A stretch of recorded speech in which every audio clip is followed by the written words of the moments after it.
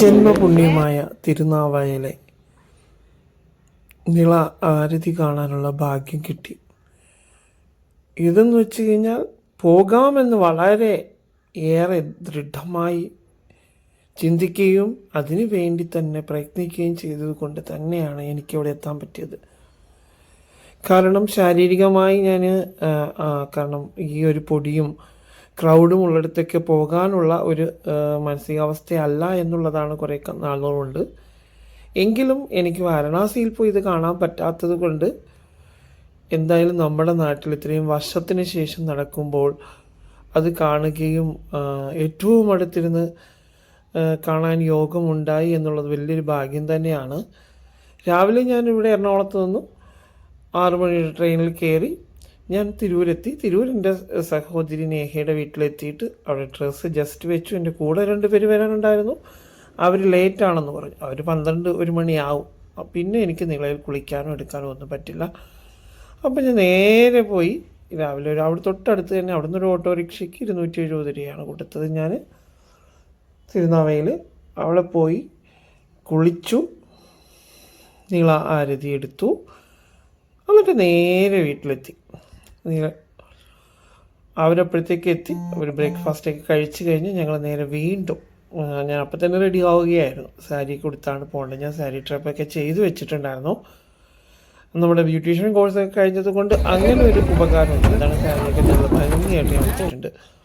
അങ്ങനെ തന്നെ നേരെ ഞങ്ങൾ അവിടെ നിന്ന് 2:45 വീണ്ടും പോയി അവിടെ ചെന്നപ്പോഴുള്ള തിരക്കാണ്. ഞങ്ങൾ ആദ്യം ക്ഷേത്രത്തിൻ്റെ അവിടെയാണ് എത്തിയത്. അവിടെ നമ്മുടെ ഈ സംഘാടക സമിതിയിലുള്ള ഒരു വ്യക്തി എൻ്റെ ഫേസ്ബുക്കിൽ പോസ്റ്റിൽ കൂടെ ഞാനവിടെ എത്തുമെന്ന് പറഞ്ഞപ്പോൾ എനിക്കതിനുള്ള പാസ് കിട്ടും, അത് കളക്ട് ചെയ്യാമെന്നൊക്കെ വിചാരിച്ചു. പക്ഷേ അവിടെ ചെന്നപ്പം ക്ഷേത്രത്തിൻ്റെ സൈഡിൽ കൂടെ തിരക്ക് ഏകദേശം ഒരു